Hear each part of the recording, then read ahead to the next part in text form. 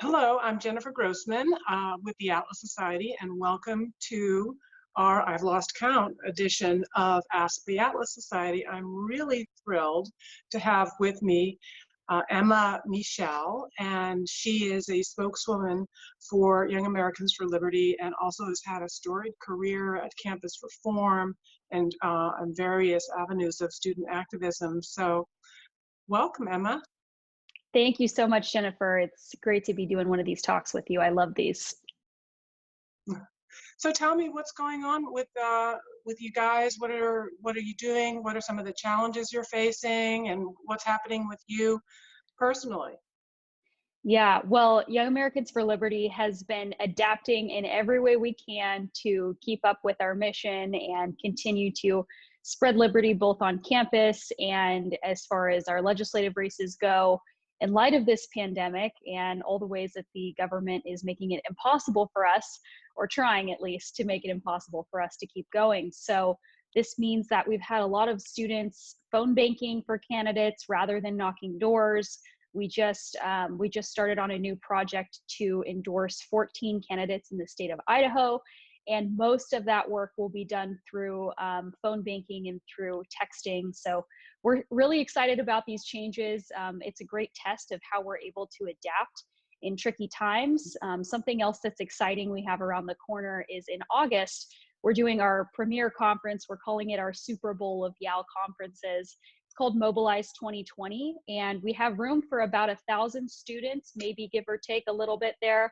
And we have already, in the first week of opening up applications, received 1,000 of those. So we're very excited about the return that we've seen there, and just so excited and thrilled to get all those students in the same room and see the incredible things that happen when that's done. Well, Cliff has his message. Cliff Maloney, his message right at this time has been so clear, so consistent, so Mhm. courageous, and Young Americans for Liberty has been a wonderful partner for the Atlas Society because there's, I think, a real alignment in terms of their appreciation of philosophy and first principles. So Mhm. this is a great opportunity to fire away. Yes, absolutely. We love the work that you guys do at the Atlas Society and supplying students with such a solid understanding of these first principles and of things like objectivism, which a lot of times they're not learning in college, unfortunately, or it's being painted in a very negative light. So the feeling is mutual. We really appreciate your guys' work, and I would love to be able to ask you a bit, maybe for some advice. We could start off with, we're talking about our students who are having to approach their activism and approach these issues in a way that they've never done before, whether that's through technology or whether it's through, mobilizing their community to push back on big government overreach. In light of this pandemic, how do you think objectivism could be applied in this scenario, specific to students and people who are trying to make a difference? Great question. And Ayn Rand, when she was asked to sum up objectivism while standing on one foot, started with metaphysics, reality, objective reality exists, epistemology, reason, ethics, rational self-interest, and against the principle of altruism and self-sacrifice, politics, laissez-faire capitalism, and aesthetics, romanticism. And the most revolutionary aspect of her philosophy, the most challenging and controversial, was her ethics, which essentially rejected the idea that man was a sacrificial animal, that a man and a woman were ends in and of themselves, and that they had a moral right and indeed a moral duty to pursue their own happiness as their noblest goal in life, Mhm. through productive activity as their noblest activity.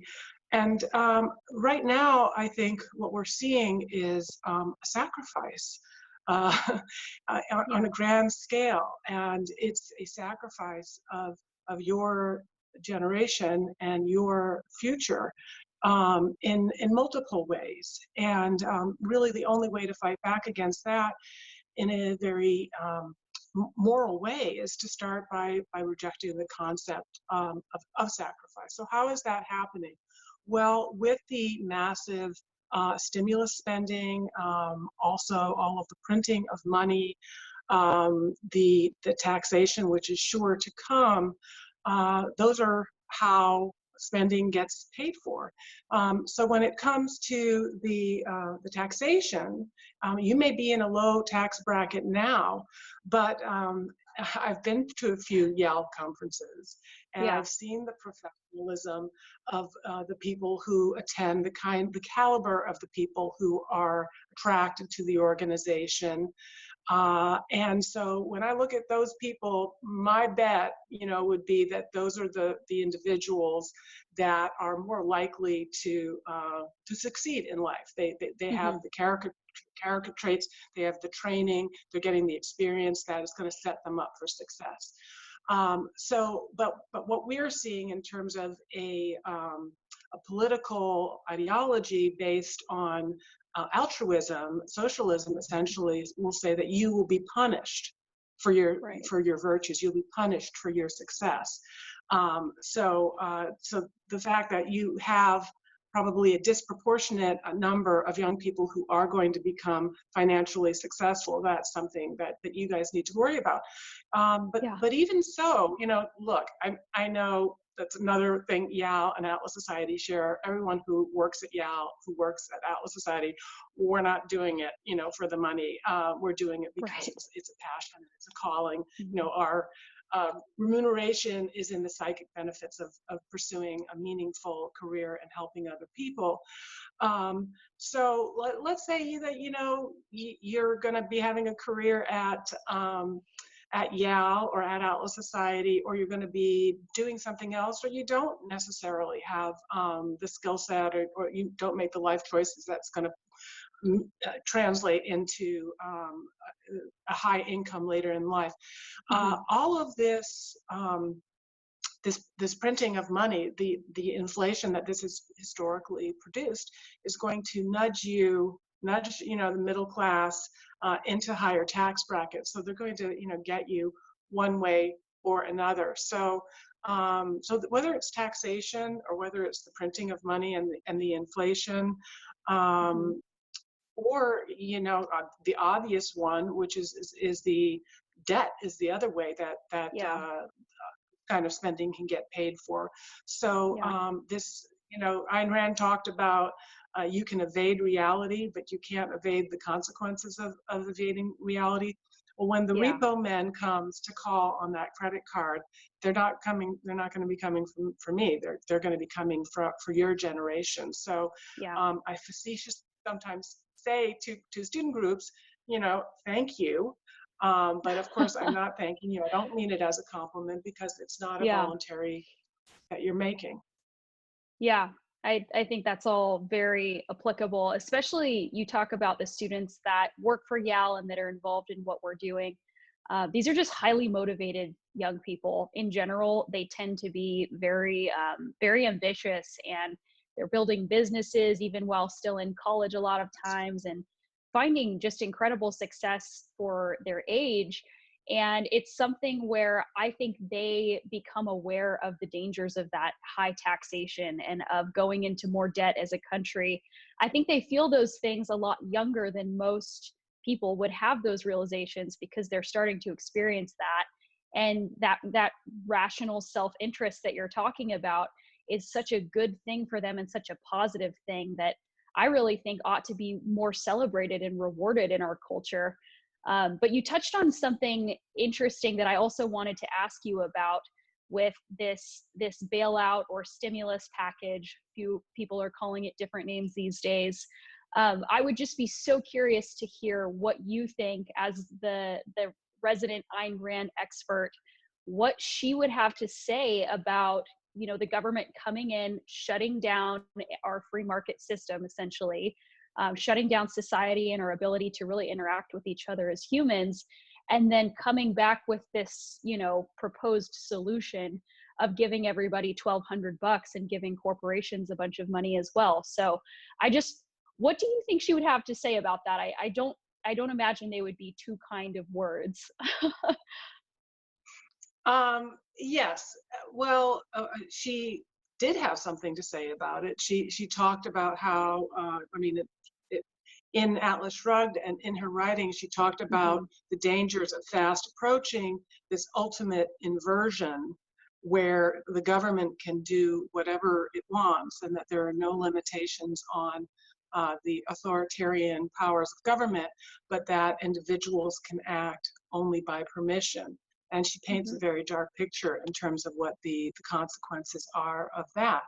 She also, of course, one of my favorite, and this should be a mantra, we should always ask it, and that was paid for by whom, right? And Yes. that's what we were discussing before, that this is going, that this is the tab for this is going to be forcibly foisted on your generation. Mhm. Um, but I would also say that she was not an anarchist, and we have a big tent here, and I know that there's libertarians and there's all different conservatives and different Mhm. points of view and different kind of ideologies within our alliance and within our Yeah. coalition. And she wasn't an anarchist. And she did, in fact, talk about quarantine. And she talked about when there was a, uh, a virus or an infection or a contagion or a disease for which there was no known cure, that it was appropriate at times to enforce quarantine um, in order to protect lives of individuals.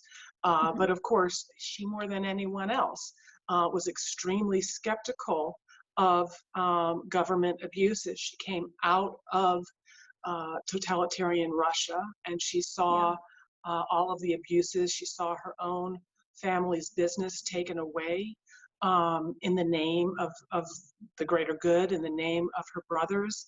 And so she always saw that the greatest government abuses were often advanced in the names of benevolent or so-called benevolent motivations, and she urged us to be skeptical of that.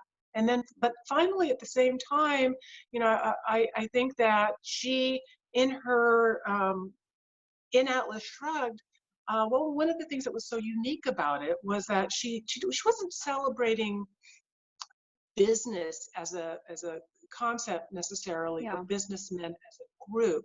She was celebrating creative individuals. Yeah. She was celebrating entrepreneurs, whether they were composers or whether they, were financiers or whether they were coming up with new metals or whether they were finding new Mhm. ways to run railroads. So she would probably also, I hope, I think we should, as objectivists and open objectivists, be also having a certain amount of data-driven optimism.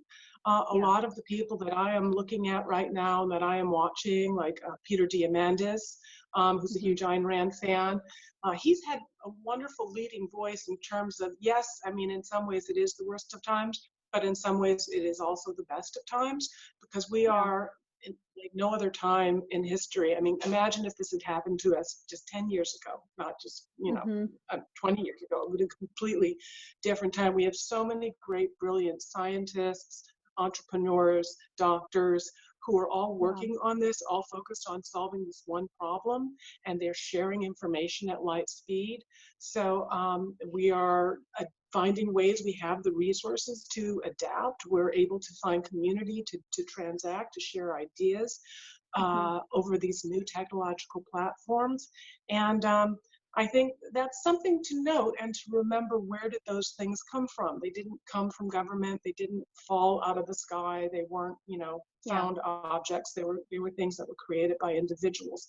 And so it's very easy when we're locked inside to kind of give way to a sense of despair and Yeah. panic and fear. But those are not good for your immunity, and they're also not good for rational decision making. So I do Yeah. think that remembering the reasons that we have to be grateful is important in order to try to think through this rationally.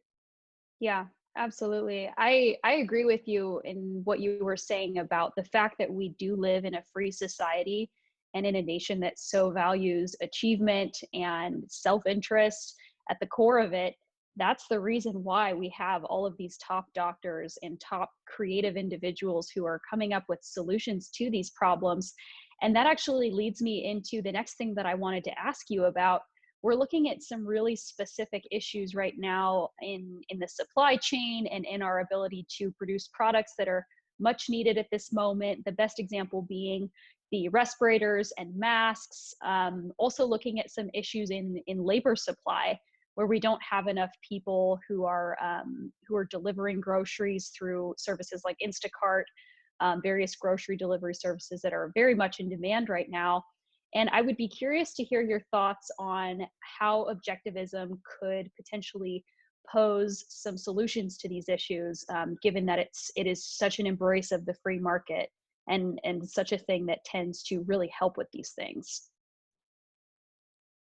Well, one thing is to remember that red tape, which is often imposed in the name of safety and imposed in the name of we are trying to help you, always has unintended consequences. Mm-hmm. So I've been extremely encouraged by the speed with which the private sector has leapt forward and tried to respond. But in too many cases, there have been regulations that have hampered that kind of private sector response, like, oh, you can't have this kind of perishable in the same truck as alcohol. And so, so we do have an opportunity to cut through some of those red tape regulations that have been problematic. I think we also need to take note of reason as a primary value. And you can see where have the scientists come. They've come to the United States. You look at another country where that's been hit particularly hard, and that's Iran. And what kind of metaphysics and what kind of epistemology do they have in Iran? What kind of politics do they have? They have a mysticism and a religious authoritarianism that all of the best medical minds and scientific minds fled from, and now is even limiting the ability of the best and the brightest to come forward because of the religious subjugation of women in that country. So I'm not sure if that answered your question, but I think the other thing that I see is that sometimes the best businesses and the best breakthroughs can come through in a crisis, because you may have had that job that you were in because it paid a good income and you crave stability. Well, when that job is no longer there and you've been let go because the money has run out at that small business where you were working, that's a horrible experience. I know personally. I've been through it. I've been through economic disruptions. I've lost jobs, and while it was excruciating at the time to experience, it was turned out in retrospect to also be an opportunity that called up, my reserves and my inventiveness, and found new ways to earn income.